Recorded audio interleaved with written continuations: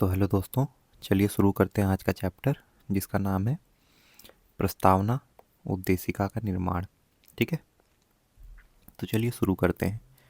देखिए, जैसा कि नाम से ही स्पष्ट है, उद्देशिका मतलब कि इसमें हमको संविधान के उद्देश्य पता चलेंगे कि संविधान के क्या उद्देश्य हैं। ठीक है, उसके बाद प्रस्तावना। ये प्रस्तावना शब्द कहाँ से आया है अभी हम लोग देखते हैं। देखिए, उद्देशिका या प्रस्तावना है क्या? ये बेसिकली संविधान का जो पहला पृष्ठ है, प्रथम पन्ना। ठीक है, कोई भी बुक स्टार्ट होती है तो उससे पहले विषय वस्तु का प्रथम पन्ना होता है। उसी तरह ये भी संविधान का प्रथम पृष्ठ है, जिसमें हमको क्या मिलता है, नाम से स्पष्ट है, संविधान के उद्देश्य से पता चलते हैं कि हमारे संविधान का क्या उद्देश्य है।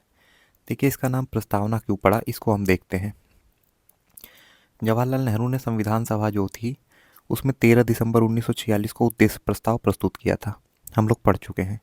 9 को एक मीटिंग होती है, 2 दिन बाद 11 को एक मीटिंग होती है, 2 दिन बाद 13 को एक मीटिंग होती है। ठीक है, 9 तारीख को क्या होता है, सच्चिदानंद सिन्हा को अध्यक्ष बनाया जाता है सबसे वरिष्ठ होने के कारण। 11 तारीख को राजेंद्र प्रसाद स्थायी सदस्य बन जाते हैं और 13 तारीख को जवाहरलाल नेहरू उद्देश्य प्रस्ताव प्रस्तुत करते हैं। ठीक है, तो उद्देश्य प्रस्ताव प्रस्तुत कर देते हैं। उसके बाद क्या होता है, 22 जनवरी 1947 को क्या होता है, उद्देश्य प्रस्ताव संविधान सभा में पारित कर लिया जाता है, यानी कि अंगीकृत कर लिया जाता है। ठीक है, इसी उद्देश्य प्रस्ताव को मैंने उस दिन बताया भी था, इसी उद्देश्य प्रस्ताव को परिवर्तित करके आगे प्रस्तावना और उद्देशिका बनाई जाती है। तो क्योंकि ये उद्देश्य प्रस्ताव प्रस्तुत किया जाता है, इसलिए इसका नाम प्रस्तावना पड़ जाता है। उद्देशिका इसको इसलिए कहते हैं क्योंकि संविधान का उद्देश्य इससे पता चलता है। ठीक है, देखिए, हमारे संविधान निर्माताओं का जो मत था, मतलब जो उनके विचार थे, उनको प्रतिबिंबित कौन करता है, उद्देशिका। उद्देशिका से हमारे संविधान के निर्माताओं का मत जो है, उनका क्या विचार था, वो पता चलता है। चलिए आगे बढ़ते हैं। देखिए, 26 नवंबर 1949 और 26 जनवरी 1950, इस दिन क्या हुआ था, 26 नवंबर 1949 को क्या हुआ था, हमारा संविधान अंगीकृत और आत्मार्पित किया गया था। और 26 जनवरी 1950 को क्या हुआ था, हमारे संविधान को लागू किया गया था पूरे देश में। ठीक है, तो ये मैं बड़ी मुश्किल से ढूंढ के लाया हूँ। ये है प्रस्तावना या उद्देशिका उस दिन की, किस दिन की, 26 नवंबर 1949 और 26 जनवरी 1950 की मूल जो उद्देशिका या प्रस्तावना है, ये वो है। और जो ये आप राइट साइड में जो प्रस्तावना देख रहे हैं, ये उस दिन की, ये प्रस्तावना कब की है, ये प्रस्तावना है आज की, जो आज के समय में प्रस्तावना है। ठीक है, तो क्या हुआ, देखिए, संविधान बनाते समय ये उद्देशिका जो है लागू की गई। ठीक है, इसको बनाया गया, लेकिन क्या हुआ, इंदिरा गांधी के समय में 42वां संविधान संशोधन संशोधन किया गया। ठीक है, 42वां संविधान संशोधन किया गया 1976 में। इसमें क्या हुआ, उद्देशिका यानी कि प्रस्तावना में परिवर्तन कर दिया गया। तो इसी को हम लोग को देखना है कि क्या परिवर्तन किया गया। देखिए, इसको अगर हम देखें तो इसमें 2-3 परिवर्तन हुए थे, 3 चीज़ बेसिकली परिवर्तन हुआ था। देखिए, यहाँ पर क्या लिखा है, संपूर्ण संप्रभुता संपन्न लोकतंत्रात्मक गणराज्य। लेकिन अगर यहाँ हम दूसरे साइड देखते हैं तो यहाँ लिखा हुआ है संपूर्ण संप्रभुता संपन्न समाजवादी पंथनिरपेक्ष लोकतांत्रिक गणराज्य। ये समाजवादी और पंथनिरपेक्ष दो शब्द ऐसे हैं जो मूल उद्देशिका या प्रस्तावना में नहीं थे, आप लोग देख सकते हैं यहाँ पर। उसके बाद अगर आप नीचे यहाँ पर आ जाएं तो यहाँ लिखा हुआ है, देखिए, व्यक्ति की गरिमा और राष्ट्र की एकता सुनिश्चित करने वाली बंधुता। ठीक है, तो यहाँ पर क्या है, राष्ट्र की एकता सुनिश्चित करने वाली बंधुता के बारे में लिखा है। जबकि अगर आप दूसरे साइड देखें तो आपको लिखा मिल जाएगा व्यक्ति की गरिमा और राष्ट्र की एकता और अखंडता। राष्ट्र की एकता और अखंडता, तो ये राष्ट्र की एकता तो पहले से ही था, जो ये अखंडता शब्द है इसको भी बाद में जोड़ा गया। तो 3 शब्द ऐसे हैं जिनको बाद में जोड़ा गया। कौन कौन से हैं, समाजवादी, पंथनिरपेक्ष और अखंडता। ये 3 शब्द बाद में जोड़े गए 42वां संविधान संशोधन 1976 में। ठीक है, याद रहेगा। चलिए, क्योंकि हमको आज का जो, आज के परिप्रेक्ष्य में जो संविधान का उद्देशिका है, ये इसको पढ़ना है, इसलिए केवल हम इसको डिस्कस करेंगे। ये मैंने मूल उद्देशिका आपको इसलिए दिखाई ताकि आपको स्मरण रहे, आपको याद रहे कि इसमें परिवर्तन किया गया है। तो बेसिकली जो 26 नवंबर 1949 और 26 जनवरी 1950 को उद्देशिका थी वो ये वाली थी, और इसमें परिवर्तन करके 42वां संविधान संशोधन में ये वाली नई उद्देशिका या प्रस्तावना बना दी गई है। तो चलिए, आज की जो प्रस्तावना या उद्देशिका है ये वाली, हम इसको डिटेल में पढ़ते हैं। ठीक है, चलिए शुरू करते हैं। तो चलिए देखते हैं, यह है आज के समय की उद्देशिका जो वर्तमान स्वरूप में है। देखिए, इसमें क्या लिखा हुआ है, हम भारत के लोग भारत को एक संपूर्ण संप्रभुता संपन्न समाजवादी पंथ निरपेक्ष लोकतांत्रिक गणराज्य बनाने के लिए और उसके समस्त नागरिकों को, तो कौन कौन सी चीज़ें, संपूर्ण संप्रभुता संपन्न समाजवादी पंथ निरपेक्ष लोकतांत्रिक गणराज्य। ठीक है, 2-3 बार बोलेंगे आपको याद हो जाएगा। पहले क्या था मूल उद्देशिका में, संपूर्ण संप्रभुता संपन्न लोकतंत्रात्मक गणराज्य। ठीक है, लेकिन बाद में समाजवादी और पंथ निरपेक्ष जोड़ दिया गया, तो क्या हो गया, संपूर्ण संप्रभुता संपन्न समाजवादी पंथ निरपेक्ष लोकतंत्रात्मक गणराज्य। ठीक है, ये बनाने के लिए सब लोग उपस्थित हुए हैं। अब देखिए ये जो यहाँ से यहाँ तक है, इसको हमें थोड़ा डिटेल में पढ़ना है। देखिए न्याय क्या बोला गया है, सामाजिक आर्थिक और राजनीतिक न्याय। देखिए इसमें जो जो चीज़ें पूछी जाती हैं वो मैं आपको याद करवा दे रहा हूँ, आप लोग बस ध्यान दीजिए। देखिए न्याय में कितने शब्द हैं, न, य और य, 3 शब्द हैं ना, तो यानी कि 3 प्रकार के न्याय मिले हैं। कौन कौन से, सामाजिक आर्थिक और राजनीतिक न्याय। कैसे याद रखेंगे, देखिए कोई नेता अगर होता है, कोई अगर नेता होता है, ठीक है, हम लोग न्याय के लिए किसके पास जाते हैं आज के डेट में, मान लीजिए हमको न्याय चाहिए तो हम प्रधानमंत्री नरेंद्र मोदी को बोलेंगे। ठीक है, नेता है कि हमको इस चीज़ में न्याय दिलाइए, किसी भी चीज़ के लिए। ठीक है, आदमी गुहार लगाते हैं प्रधानमंत्री से, जैसे कि अभी कोई भी धरना होता है या कुछ भी होता है। नेता व्यक्ति कैसे बनता है, अगर कोई व्यक्ति सामाजिक है, ठीक है, कोई व्यक्ति अगर सामाजिक है तो क्या करेगा, समाज में उसकी प्रतिष्ठा है तो उसको वोट मिलेगा, तो वोट मिलेगा तो वो कहाँ जाएगा, वोट की उम्मीद से राजनीति में जाएगा, और जब राजनीति में चला जाएगा तो बहुत अच्छे पैसे कमाएगा, उसकी आर्थिक स्थिति अच्छी हो जाएगी, है कि नहीं। तो कैसे याद रखेंगे, न्याय के लिए किसके पास जा रहे हैं, नेता के पास। नेता कोई कैसे बनता है, समाज में अगर वोट हो, दबदबा हो, तो वो राजनीति में खड़ा होगा, वोट पाएगा और आर्थिक स्थिति अच्छी कर लेगा।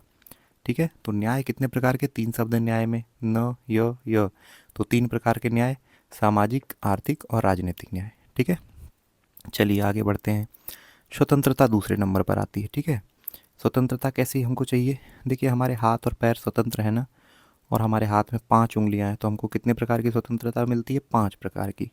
देखिए हमारा दिल तो स्वतंत्र नहीं है, इधर उधर नहीं हिल सकता है, दिमाग तो स्वतंत्र नहीं है, इधर उधर नहीं हिल सकता है, लेकिन हमारा हाथ स्वतंत्र है, वो इधर उधर हिल सकता है, और हाथ में 5 उंगलियां होती हैं। ठीक है, तो स्वतंत्रता कितने प्रकार की, 5 प्रकार की। कौन कौन सी, चलिए देखते हैं। इसको कैसे याद रखेंगे, देखिए आजकल शादीशुदा हर व्यक्ति परेशान है। ठीक है, उसको स्वतंत्रता चाहिए होती है अपनी बीवी से, अपनी वाइफ से, कि बहुत परेशान करती है, हमको अपने वाइफ से स्वतंत्रता चाहिए। तो उसके लिए लोग क्या कहते हैं कि भैया भगवान की पूजा करो, भगवान ही कुछ कर सकते हैं। ठीक है, तो उसमें मैं कैसे याद रखता हूँ, मैंने अपना याद करने के लिए क्या किया हुआ है, हम कहते हैं कि धर्म की उपासना करो। ठीक है, उपासना, ठीक है, धर्म की उपासना करो तो आपको क्या मिल जाएगा, अभी अभी अगर आपको चाहिए स्वतंत्रता अपनी बीबी से, ठीक है, तो धर्म की उपासना करो तो अभी आपको अपनी बीबी से क्या मिल जाएगी, स्वतंत्रता, आज़ादी। ठीक है, आप कहीं घूम सकते हैं, जा सकते हैं, आपकी वाइफ कुछ नहीं बोलेगी। कैसे, धर्म की उपासना करो तभी आप अभी जाकर बीबी से स्वतंत्रता पाएंगे। तो कैसे, देखिए इसको याद रखते हैं, धर्म धार्मिक स्वतंत्रता, धर्म की उपासना उपासना की स्वतंत्रता, अभी स्वतंत्रता चाहिए तो अभिव्यक्ति की स्वतंत्रता, और वी एक वी से विचार की स्वतंत्रता, एक वी से विश्वास की स्वतंत्रता। ठीक है, ये मेरा याद करने का तरीका है, आप किसी और तरीके से भी याद कर सकते हैं। ठीक है, धर्म की उपासना करिए तभी अभी आपको जा कर के वीवी से मतलब स्वतंत्रता मिलेगी। धर्म की उपासना अभी आपको मिलेगी बीबी से स्वतंत्रता, यानी कि विचार और विश्वास की स्वतंत्रता। ठीक है, उसके बाद देखते हैं, चलिए देखिए अब देखते हैं समानता। ठीक है, समता, देखिए जहाँ पे भी सम आ जाता है, सम मतलब क्या होता है, सम माने बराबर, यानी कि 2। ठीक है, जहाँ भी 2 आ जाएगा वो सम हो जाएगा।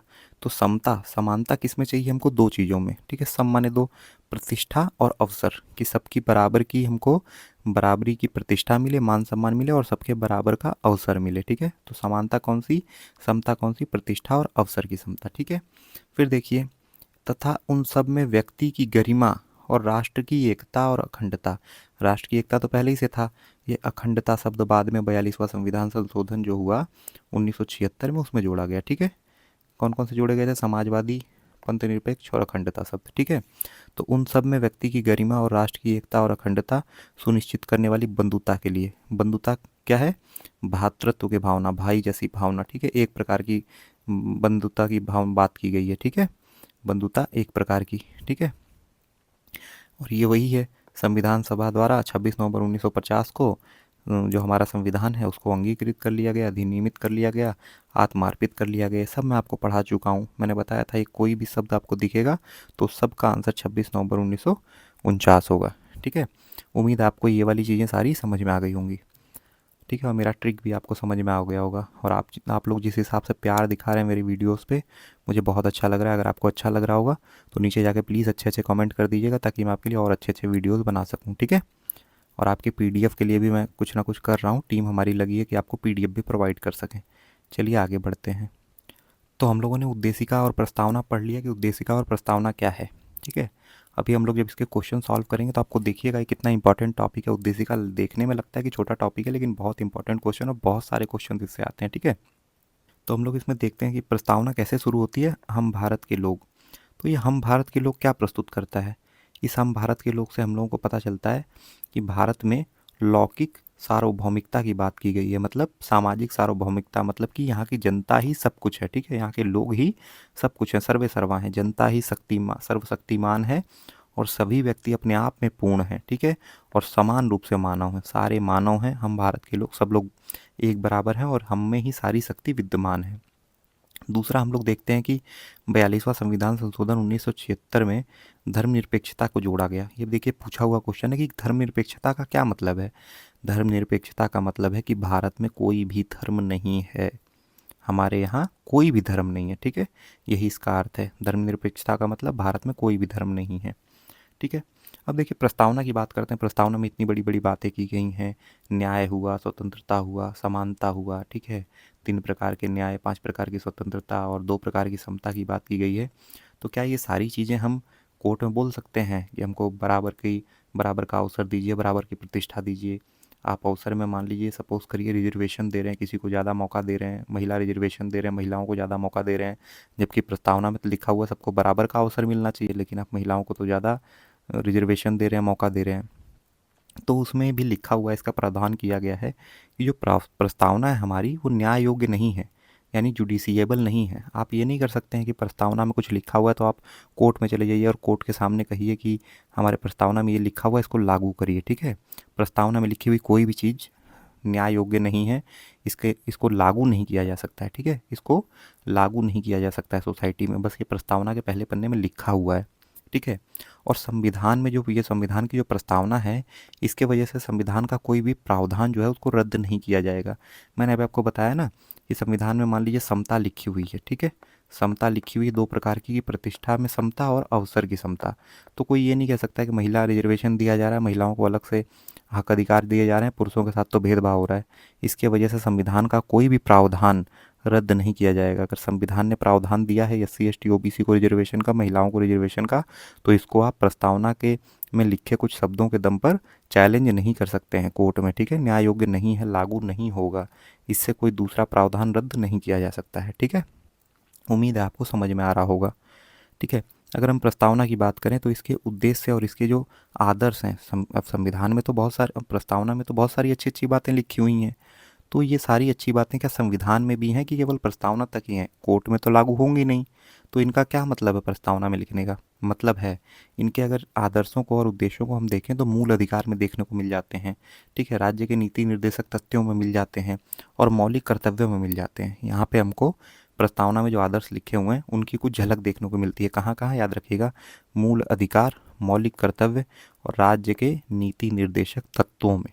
ठीक है, अगर संविधान के उद्देश्य की बात करें, मैंने पहले ही कहा उद्देशिका नाम से ही प्रकट होता है कि संविधान के उद्देश्य पता चलते हैं हमको उद्देशिका से। ठीक है, प्रस्तावना से। ठीक है, उद्देशिका की बात की जाए तो संविधान की आत्मा कही जाती है। कोई भी संविधान तो यही चाहेगा कि देश में बराबरी हो, अवसर की समानता हो, प्रतिष्ठा की समानता हो, स्वतंत्रता हो, न्याय हो। तो ये संविधान की आत्मा है। ठीक है, प्रस्तावना क्या है? संविधान की आत्मा है।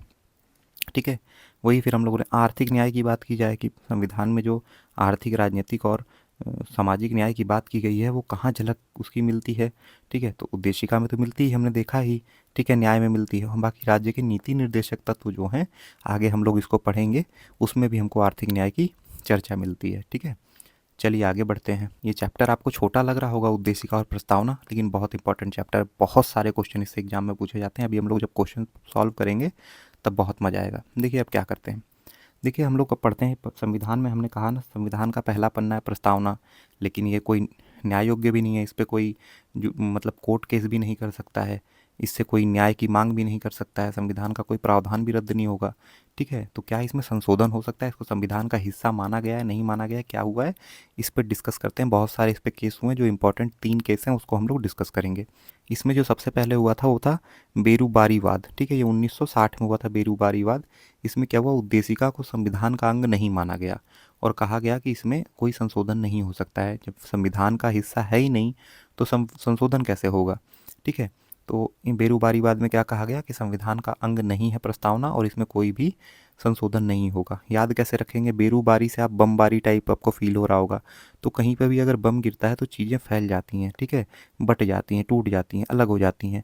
तो इसमें बेरूबारी बमबारी में क्या कहा गया कि संविधान का जो प्रस्तावना है वो संविधान का भाग नहीं है, वो अलग है हमसे। बमबारी में कोई भी चीज़ अलग हो जाती है, टूट जाती है। तो बमबारी वाले में, बेरूबारी में क्या हुआ, संविधान का अंग नहीं माना गया, अलग है, अलग हो गया। ठीक है, तो जब कोई चीज़ अलग है, कोई संविधान में कोई चीज़ जुड़ी ही नहीं है, तो संशोधन भी नहीं होगा। ठीक है, उम्मीद है आप लोग समझ गए होंगे। उसके बाद बहुत फेमस वाद है जिसको बहुत बार एग्जाम में पूछा हुआ है, केशवानंदन भारती बनाम केरल राज्य। ये हुआ था 1973 में। इसमें क्या हुआ, सर्वोच्च न्यायालय ने स्वीकार कर लिया कि जो उद्देशिका है यानी प्रस्तावना है, संविधान का भाग है, संविधान का हिस्सा है। ठीक है, इसके वजह से क्या हुआ, जब संविधान का हिस्सा है तो जाहिर सी बात है संविधान में संशोधन पॉसिबल है, तो इसमें भी संशोधन पॉसिबल होगा। जिसके वजह से क्या होता है, अनुच्छेद 368 के तहत इसमें संशोधन को पॉसिबल बना दिया जाता है कि इसमें संविधान में प्रस्तावना में संविधान की तरह ही संशोधन तो किया जा सकता है, लेकिन इसके मूल ढांचे में कोई परिवर्तन नहीं हो। ये नहीं है कि इस संविधान में अच्छी चीज़ें लिखी हुई हैं, स्वतंत्रता दी गई हैं, तो आप उसको मना कर दीजिए कि नहीं स्वतंत्रता नहीं होगी, हमने संशोधन कर दिया। किसी प्रकार की कोई संशोधन, स्वतंत्रता नहीं मिलेगी। तो मूल ढांचे में परिवर्तन किए बिना इसमें परिवर्तन पॉसिबल है। ठीक है, ये कब हुआ, केशवानंदन भारती केस बहुत इंपॉर्टेंट है, बहुत बार एग्जाम में पूछा हुआ है, 1973। अब देखिए, जब 1973 में सर्वोच्च न्यायालय का फैसला आ गया तो उस समय इंदिरा गांधी जी की सरकार चल रही थी। अब इंदिरा गांधी ने क्या किया, वही जब पॉसिबल हो गया संविधान की प्रस्तावना में परिवर्तन, तो 42वां जो संविधान संशोधन हुआ उसी के 3 साल बाद, 73 के 3 साल बाद 1976 में, तब इंदिरा गांधी ने जो है संविधान में 42वां संशोधन करके 3 शब्द परिवर्तन कर दिए। कौन कौन से? समाजवादी शब्द को जोड़ दिया, पंथ निरपेक्ष शब्द को जोड़ दिया और अखंडता शब्द को जोड़ दिया। ठीक है, याद रखिएगा, बताया ही मैंने अभी आपको। उसके बाद एक केस और बहुत फेमस हुआ, फिर केशवानंदन भारती केस जो हुआ, इसको भी चैलेंज करने के लिए फिर याचिका पड़ी। ठीक है, ये कब हुई थी, बम्बई बनाम यूनियन ऑफ इंडिया केस 1994। ठीक है, ये फिर हुआ कि क्या प्रस्तावना को भाग माना जाए या नहीं माना जाए, क्योंकि बमबारी वाले में, बेरूबारी में मना कर दिया गया कि हिस्सा नहीं है, केशवानंदन में कह दिया गया कि हिस्सा है। तो फिर दोबारा एक बार केस हुआ 1994 में कि क्या हम लोग सही माने क्या गलत माने। तो उच्चतम न्यायालय ने फिर ये कहा, इस चीज़ को पुनः स्पष्ट किया कि उद्देशिका संविधान का भाग है, उद्देशिका को संविधान का भाग माना जा रहा है। ठीक है, तो केवल एक बमबारी वाला केस जो हुआ इसमें प्रस्तावना को अलग माना गया, नहीं तो केशवानंदन भारती और बोमोई दोनों केसों में, ठीक है, प्रस्तावना को भाग माना गया है संविधान का। ठीक है, चलिए कुछ अन्य चीज़ें देख लेते हैं। के एम मुंशी, ठीक है, के एम मुंशी का आप जानते हैं, कन्हैयालाल मानिकलाल मुंशी, ये ड्राफ्टिंग कमेटी के भी मेंबर थे। इन्होंने क्या कहा है कि उद्देशिका जो है वो राजनीतिक की जन्म कुंडली है, जन्म पत्रिका है। ठीक है, राजनीतिक की जन्म पत्रिका बताया इसको। ठीक है, अगर बी आर अम्बेडकर की बात करें तो ऐसे संविधान की उद्देशिका को संविधान की आत्मा कहा जाता है, लेकिन बी आर अम्बेडकर ने उद्देशिका को संविधान की आत्मा नहीं माना। इन्होंने संवैधानिक उपचार का जो अधिकार है, यानी कि 32, आर्टिकल 32, इसको हम लोग पढ़ेंगे। इससे हम संविधान में कोई भी अपील कर सकते हैं, सर्वोच्च न्यायालय में जाकर, संविधान में दिया हुआ है, सर्वोच्च न्यायालय में मौलिक अधिकारों के लिए अपील कर सकते हैं, मौलिक अधिकारों के हनन पर, उसको संविधान की आत्मा बताया है। ठीक है, तो आज की थ्योरी यहीं पर कंप्लीट होती है। और देखिएगा अभी हम लोग क्वेश्चन सॉल्व करेंगे, कितना मज़ा आएगा क्वेश्चन सॉल्व करने में। ठीक है, अगर आपको वीडियो अच्छा लगा है तो नीचे कमेंट करके आप लोग अपनी राय दे सकते हैं कि मैं किस तरह से आप लोगों को पढ़ा रहा हूँ। ठीक है, चलिए इसके क्वेश्चन सॉल्व करते हैं। ठीक है, तो चलिए देखते हैं पहला क्वेश्चन। भारतीय गणतंत्र 26/1/1950 यानी कि 26 जनवरी 1950 में जो संवैधानिक वास्तु स्थिति थी, उस समय संविधान में लागू जो था प्रस्तावना, उसमें क्या लिखा हुआ था। ठीक है, तो हम लोगों ने अभी पढ़ा कि संपूर्ण संप्रभुता संपन्न धर्मनिरपेक्ष लोकतांत्रिक गणराज्य। ठीक है, तो ये तो नहीं था। ठीक है, लोकतांत्रिक गणराज्य तो एकदम नहीं था। संपूर्ण संप्रभुता संपन्न धर्मनिरपेक्ष तो बाद में जोड़ा गया, ये भी नहीं था। ठीक है, संपूर्ण संप्रभुता संपन्न लोकतंत्र गणराज्य, यही आंसर होगा। ठीक है, क्योंकि समाजवादी और धर्मनिरपेक्ष यानी पंथ निरपेक्ष और अखंडता को तो बाद में जोड़ा गया था। ठीक है, तो ये थर्ड नंबर आंसर हो जाएगा, संपूर्ण संप्रभुता संपन्न लोकतंत्रात्मक गणराज्य। ठीक है, थर्ड नंबर ऑप्शन आंसर हो जाएगा। चलिए अगला क्वेश्चन देखते हैं। भारत के संविधान के निर्माताओं का मत निम्नलिखित में से किसमें प्रतिबिंबित होता है? तो निर्माताओं को जो मत था, जो विचार था, वो किसमें प्रतिबिंबित होता है? उद्देशिका में होता है। ठीक है, आईएएस में पूछा हुआ क्वेश्चन है। चलिए आगे देखते हैं। 26 जनवरी 1950 को भारत की वास्तविक संवैधानिक स्थिति क्या थी? 26 जनवरी 1950 की बात पूछ रहा है, यानी कि मूल उद्देशिका की बात पूछ रहा है। तो मूल उद्देशिका में आपको समाजवादी और धर्मनिरपेक्ष शब्द नहीं मिलेगा, तो इसमें समाजवादी है, गलत हो गया। इसमें पंथ निरपेक्ष है, गलत हो गया। इसमें तो कुछ है ही नहीं है, तो ऐसे ही गलत हो गया। तो बी नंबर आंसर, संपूर्ण संप्रभुता संपन्न लोकतंत्रात्मक गणराज्य। ठीक है, चलिए आगे बढ़ते हैं। भारत के संविधान की प्रस्तावना में कितने प्रकार के न्याय, स्वतंत्रता, समानता और भ्रातृत्व यानी बंधुता की बात की गई है? न्याय की बात कितनी है? मैंने कहा ना, न्याय में 3 शब्द है, न, य, तो 3 प्रकार के हो गए। 3 पहले किस में दिया हुआ है? इसमें 3 दिया हुआ है, यही आंसर हो जाएगा। आगे भी देख लेते हैं। स्वतंत्रता, हाथ हमारा स्वतंत्र है, 5 उंगली है, स्वतंत्रता हो गया। समानता, सम माने 2 होता है, 2 प्रकार की समानता है, प्रतिष्ठा और अवसर की। और बंधुता केवल 1 प्रकार की है, तो ए नंबर आंसर हो गया। चलिए आगे बढ़ते हैं। तो चलिए देखते हैं, भारतीय संविधान की प्रस्तावना में भारत को किस रूप में घोषित किया गया है? ठीक है, तो जाहिर सी बात है 3 नंबर ऑप्शन दिख रहा है, एक सार्वभौमिक समाजवादी धर्मनिरपेक्ष प्रजातांत्रिक गणराज्य। ठीक है, ये आंसर सही हो जाएगा, सी नंबर।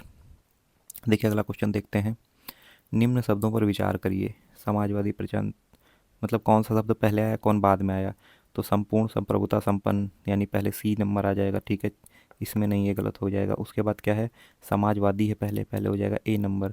सी के बाद ए केवल इसी में दिया हुआ है, तो सार्वभौमिक समाजवादी पंथ निरपेक्ष और प्रजातांत्रिक गणराज्य, ए नंबर ऑप्शन सही हो जाएगा। ठीक है, चलिए आगे बढ़ते हैं। भारतीय संविधान की प्रस्तावना में समाजवादी शब्द किस संशोधन के तहत जोड़ा गया? 42वां संविधान संशोधन इंदिरा गांधी के समय हुआ था 1976 में, इसके तहत जोड़ा गया। क्या क्या जोड़ा गया? 3 शब्द जोड़े गए हैं, समाजवादी जोड़ा गया है, धर्म या पंथ निरपेक्ष जोड़ा गया है, और अखंडता शब्द जोड़ा गया है। ठीक है, चलिए निम्नलिखित में से कौन सा 42वां संविधान संशोधन के माध्यम से शब्द भारतीय प्रस्तावना में जोड़ा गया? ठीक है, समाजवादी और पंथ निरपेक्ष जोड़ा गया। ठीक है, देख रहे हैं आप लोग कितने आसानी से क्वेश्चन सॉल्व हो जा रहे हैं अगर आपकी थ्योरी कंप्लीट, और कितने सारे क्वेश्चन पूछे हुए कितने एग्जाम्स में। चलिए आगे बढ़ते हैं। निम्नलिखित में से कौन भारत को धर्मनिरपेक्ष राज्य वर्णित करता है? कौन धर्मनिरपेक्ष राज्य बताता है? भारत की प्रस्तावना। ठीक है, चलिए आगे बढ़ते हैं। निम्नलिखित शब्दों में से कौन सा शब्द सन 1975 में भारतीय संविधान की प्रस्तावना में सम्मिलित नहीं था? देखिए 1976 में हुआ ना, 1976 में संशोधन हुआ ना, 42वां संविधान संशोधन, तो 75 तक तो मूल वाला ही था जो 26 जनवरी 1950 या 26 नवंबर 1949 को लागू हुआ।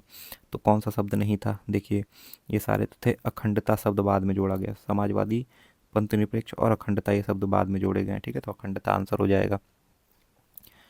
निम्नलिखित में से कौन सा शब्द 42वें संविधान संशोधन की प्रस्तावना में जोड़ा गया? ठीक है, कौन से शब्द जोड़े गए? समाजवाद जोड़ा गया है, पंथ निरपेक्ष जोड़ा गया है, ए और सी, 1 और 3, बी नंबर आंसर हो जाएगा। 1 और 3 दिया हुआ है। ठीक है, देख रहे हैं कितनी आसानी से क्वेश्चन सॉल्व हो रहे हैं अगर आपकी थ्योरी कंप्लीट है तो। सारे देखिए पीसीएस मेंस में पूछा हुआ क्वेश्चन है।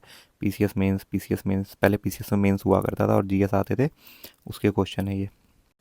चलिए अब देखते हैं, संविधान की प्रस्तावना का विधिक स्वरूप क्या है?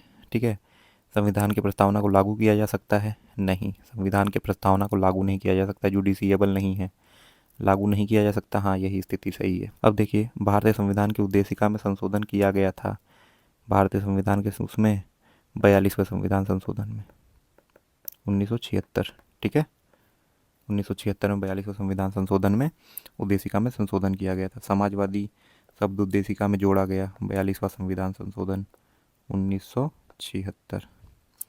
भारतीय संविधान की प्रस्तावना में समाजवादी शब्द किस संशोधन से जोड़ा गया? 42वां संविधान संशोधन से जोड़ा गया। चलिए आगे बढ़ते हैं। 26 नवंबर 1949 को अंगीकृत भारतीय संविधान की प्रस्तावना में कौन सा शब्द सम्मिलित नहीं था? देखिए शब्द सम्मिलित नहीं था, समाजवादी, पंथ निरपेक्ष और अखंडता तीनों 42वां संविधान संशोधन के तहत 1976 में जोड़े गए हैं। ठीक है, तो ये तीनों ही शामिल नहीं थे, यानी कि 1, 2, 3 आंसर हो जाएगा, ए नंबर आंसर 1, 2, 3। चलिए आगे बढ़ते हैं। भारत के संविधान के आमुख, आमुख मतलब क्या होता है?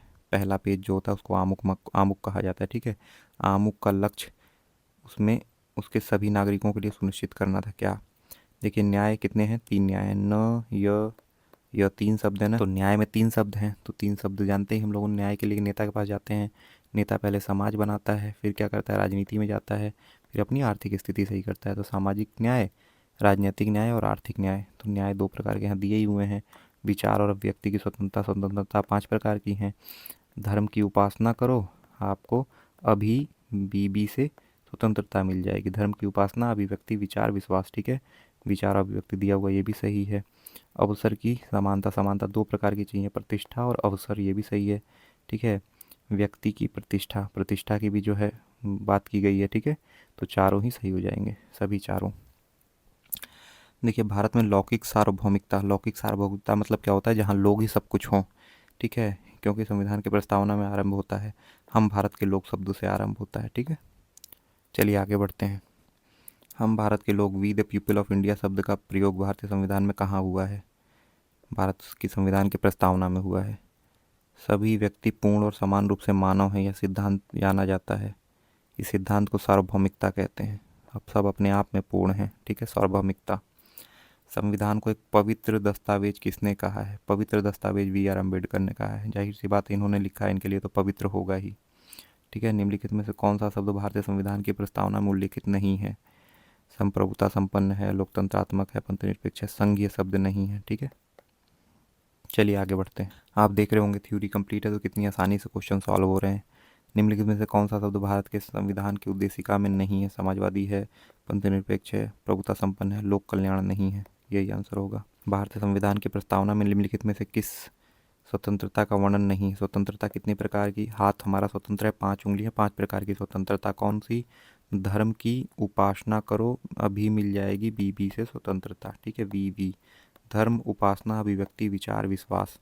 विचार, ठीक है, स्वतंत्रता नहीं है। कौन सी नहीं है? विचार की स्वतंत्रता है, विचार प्रकट करने की स्वतंत्रता है, विश्वास की स्वतंत्रता है, आर्थिक स्वतंत्रता की बात नहीं की गई, ये आंसर हो जाएगा। निम्नलिखित में से कौन भारतीय संविधान की प्रस्तावना में उल्लेखित नहीं है? देखिए न्याय की बात की है, 3 न्याय है। न्याय के लिए किसके पास? न, य 3 शब्द हैं। न्याय में, न्याय के लिए किसके पास जाएंगे? नेता के पास जाएंगे। नेता कैसे बनता है? पहले समाज में वोट बनाता है, फिर राजनीति में जाता है, फिर अपनी आर्थिक स्थिति सही करता है। तो सामाजिक, राजनीतिक, आर्थिक, सामाजिक, आर्थिक, राजनीतिक न्याय है। धार्मिक न्याय की बात नहीं की गई है। आपने देखा, अगर आपने थ्योरी पढ़ा है और थोड़ा सा सही से समझ के याद किया तो कितनी आसानी से क्वेश्चन सॉल्व हो जाते हैं। भारतीय संविधान का कौन सा भाग संविधान की आत्मा कहलाता है? उद्देशिका को संविधान की आत्मा कहा जाता है। अगर बी आर अम्बेडकर के टर्म में पूछे तो संवैधानिक उपचार का अधिकार, आर्टिकल 32 को कहेंगे वो। ठीक है, चलिए आगे बढ़ते हैं। उम्मीद है आपको क्वेश्चन सॉल्व करके मज़ा आ रहा होगा। जो भी टॉपिक मैं पढ़ा दूँ, और खास करके पॉलिटी अभी जो मैं पढ़ा रहा हूँ, आपको कहीं और से पढ़ने की ज़रूरत नहीं है। ना पूर्वावलोकन पढ़ने की ज़रूरत है, ना वाणी, ना एम लक्ष्मीकांत, कुछ भी पढ़ने की ज़रूरत नहीं है। मैंने पढ़ा दिया, बस इतना बहुत है। एग्जाम में जाना आपको सारे क्वेश्चन यहीं से ना मिल जाए तो कहिएगा। ठीक है, आप मुझ पर विश्वास कर सकते हैं इसके लिए। निम्नलिखित में से किसने भारतीय संविधान की प्रस्तावना को हमारे संप्रभुता संपन्न प्रजातांत्रिक गणराज्य की कुंडली कहा है? कुंडली के एम मुंशी ने कहा है। कन्हैयालाल माणिक्यलाल मुंशी ने, ड्राफ्टिंग कमेटी के मेंबर थे। ठीक है, संविधान को एक पवित्र दस्तावेज बी आर अम्बेडकर ने कहा है। किस वाद में फैसले में किस वाद के फैसले में सर्वोच्च न्यायालय ने सर्वप्रथम घोषित किया कि उद्देशिका संविधान का हिस्सा नहीं है? हिस्सा नहीं है बताया है, हिस्सा नहीं है मतलब अलग है। अलग कोई भी चीज़ कम होगी, कब होगी? बमबारी में होगी, यानी कि बेरुबारी। केस कब हुआ था? 1960 में हुआ था। देख रहे हैं कितनी आसानी से हो जा रहा है, अगर थोड़ा सा ट्रिक के माध्यम से पढ़ा है आपने तो। चलिए आगे बढ़ते हैं। निम्नलिखित विवादों में से किसमें सर्वोच्च न्यायालय ने प्रस्तावना को संविधान सभा भारतीय संविधान की मौलिक संरचना का भाग स्वीकार किया? भाग स्वीकार किया है, यानी एक है, केशवानंदन भारती केस। कब हुआ था? 1973 में। इसी के आधार पर तो इंदिरा गांधी ने फिर 1976 में 42वां संविधान संशोधन करके प्रस्तावना में मतलब वो किया है, परिवर्तन किया है। 3 शब्द जोड़े हैं, कौन कौन से? समाजवादी, पंथ निरपेक्ष और अखंडता। ठीक है, देखिए कितना मज़ा आ रहा है क्वेश्चन सॉल्व करने में ना। चलिए आगे बढ़ते हैं। देखिए भारतीय संविधान की प्रस्तावना में जिन आदर्शों एवं उद्देश्यों की रूपरेखा दी गई है उनकी व्याख्या। ठीक है, तो भारतीय संविधान की प्रस्तावना में उद्देश्य और आदर्श से इनकी व्याख्या कहाँ मिलती है? मैंने बताया ना, ऐसा नहीं कि प्रस्तावना में जो भी चीज़ें दी हुई हैं वो कहीं है ही नहीं, संविधान में है। कहाँ है? मूल अधिकार, मौलिक कर्तव्य और राज्य के नीति निर्देशक तत्वों में है। ठीक है, निम्नलिखित में से कौन एक भारतीय संविधान के उद्देश्यों को प्रतिबिंबित करता है? उद्देश्य को भारतीय संविधान की प्रस्तावना उद्देश्य को प्रतिबिंबित करती है। ठीक है, भारत के संविधान की उद्देशिका में कितने प्रकार के न्याय की व्यवस्था की गई है? कितने प्रकार के न्याय? न, य 3 शब्द है ना, 3 प्रकार के न्याय। कौन कौन से? न्याय के लिए नेता के पास जाएंगे, नेता पहले समाज बनाता है, फिर राजनीति में जाता है, फिर अपनी आर्थिक स्थिति अच्छी करता है। सामाजिक, राजनीतिक और आर्थिक न्याय, 3 प्रकार के न्याय हैं। भारतीय संविधान की प्रस्तावना में सभी व्यक्तियों को न्याय प्रदान की गई है। कौन कौन सी? सामाजिक, आर्थिक और राजनीतिक। ठीक है, पहले नेता समाज बनाता है, फिर राजनीति में जाता है, फिर अपनी आर्थिक स्थिति अच्छी करता है। सामाजिक, आर्थिक और राजनीतिक कहाँ है? सामाजिक, आर्थिक और राजनीतिक, ये रहा आंसर हो जाएगा। ठीक है, तो इस प्रकार हमारा ये पूरा टॉपिक कंप्लीट हो गया है और हमने इसके सारे क्वेश्चन भी सॉल्व कर लिए हैं और उम्मीद है आपको क्वेश्चन सॉल्व करके मज़ा आया होगा। आप लोगों के पीडीएफ के लिए मैं व्यवस्था कर रहा हूँ और आप लोगों को अगर वीडियो अच्छा लगा हो तो प्लीज़ प्लीज़ नीचे जाकर कमेंट कर दीजिए कि आपको वीडियो कैसा लगा है। वीडियो को शेयर कर दीजिए और दबा के लाइक करिए। ठीक है, एंड आप सभी को thank you so much for watching the video and God bless you all.